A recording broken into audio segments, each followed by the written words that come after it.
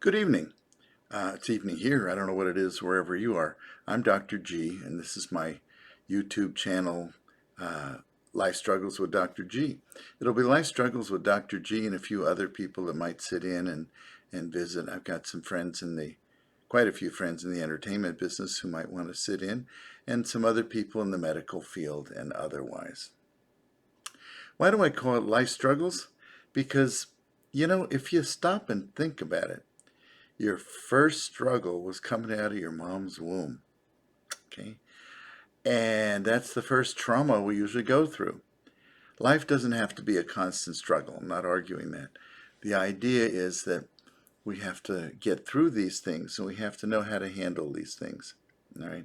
If everything went perfectly smoothly, life would be really boring, okay? This way, we grow, as the Dalai Lama says, when you lose, don't lose the lesson. What did we learn from it? What can we change and do differently?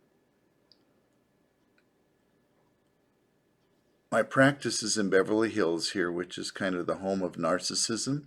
So we have the narcissistic narcissist, okay? And obviously they're all pretty successful. They're obviously all pretty successful, or they wouldn't have practices or businesses and whatever in Beverly Hills. But the cool part is they also don't have to be arrogant and difficult. We'll talk about it at some time later, but I've got my book, 9 Steps to a Better Life, that I like. And if you get bored, you can go look on, oops, here we go. You can go, I like it. And if you get bored, you can go look on Amazon. It's available on Amazon in regular paperback, in Kindle, and in Audible. Yeah, I used to do, and I still have done, voiceovers. So I like to do my own reading and I like to do my own stuff. But in that book, chapter 8 is called Being Humble.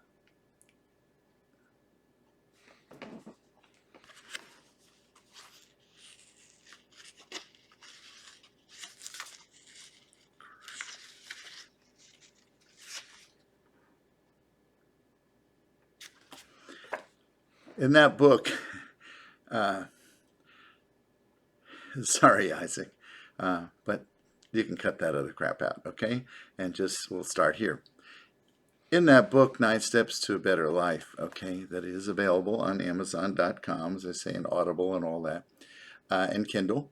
We're riding around cars a lot lately. It's kind of a nice time to listen to some things like that, okay? But chapter 8 is, Chapter 8 is humility can be cool, okay? And what I mean by that, there's a difference between being humbled, humiliated, and annoyed, okay? I think that I am proud of the people that I've talked to. I actually have an entertainment vita showing my things I've done. And so I use that if I'm going to go do something big or whatever. And I say I've been in a movie or two. I've just had a great time. I've been on a few TV shows. I was on CNN a lot, Montel Williams show, and on down the list. The point is that it humbles me, okay? It humbles me. I had a young gentleman who's in the music business, a young rapper, and he came to me, at somebody I know, and he came to me after being on tour, and he said, Doc, when we've talked before about things, I say, these are not my patients, these are friends and people I run into here, but, I'll sit at the Starbucks in Beverly Hills or the Cheesecake Factory up the street, and we'll meet people and we'll talk, okay? But he said, you know how you always mention the fact that there's a difference between being alone and lonely. In 2 weeks, I'm getting on the plane going off to Europe for 2 weeks to sit and avoid things. I'm not taking friends. I'm not going to hang out with a lot. I have some friends over there. I go to the same place a couple times a year. But I need to be alone at the point so that I can get some other things done. That's a big issue, okay? That's by choice. But lonely is when you're sitting there like, oh my God, Nobody cares. Nobody's around. What the hell? But this particular person said, I was up in front of 75,000 people getting ready to perform. And he said, I looked around and I thought, damn, and he said, Doc, you know what? I was both in front of everybody because I knew they weren't there for me personally. They were there for my music. And if I failed, if I didn't do what they wanted it to be, they weren't going to come up and put their arm around me and say, don't worry, dude, you'll be fine. They'd throw things at the stage, they'd cuss me out, and they'd stop buying my music. Life is a struggle, but it helps make it fun.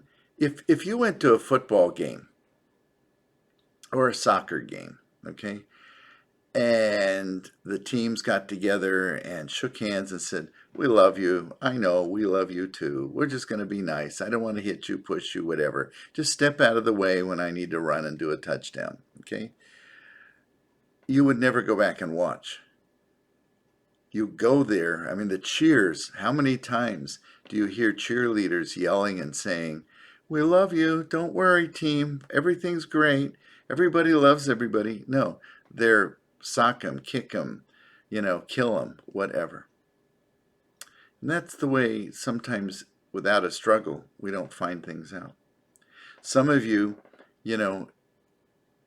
if you just stayed in a simple job, but there's some point you decide that I need to move up a little bit. And when you go to a new job, it should be a little bit of a challenge for a bit. I'm very strong about and emphasizing the fact that it's the challenges in that do things. On my site there's a poem that I read actually about the Grand Canyon, okay? And I talk about the fact that I've hiked across the canyon. I love the Grand Canyon, particularly the North Rim where fewer people are. But as I sit there and I think, oh my God, this is so big and so immense and so amazing that, when I die, it'll still be here for another couple thousand years probably. And I feel very insignificant for the moment. But then I realize that if it wasn't for the little chipmunks running around and moving the seeds and whatever, and the birds carrying things from area to area and reseeding a hillside, if it wasn't for if it wasn't even for the droplets of water that went through there and made the Grand Canyon, there'd be no Grand Canyon. It would have maybe smooth walls, it'd be very pretty, but it's the cragginess that makes it cool. If you've got a grandmother who's really old and, she's 85 years old and she's had Botox forever and, has done everything she can to make herself look like she's still 50 or 40, she's not going to have the depth and intensity that she would if she looks a little older. I mean, screw it. I look at myself right here as I'm recording right now and thinking, damn, you're old, okay? And I am. And every, gray hair in our body, every wrinkle in our cheek, every whatever, is there because of things we've done and things we've worked through. Because if we didn't, nothing would happen. When you go out and do workouts for the gym or something, you have to remember there too that if it all went smoothly, your body'd never build up. You know the phrase, no pain, no gain.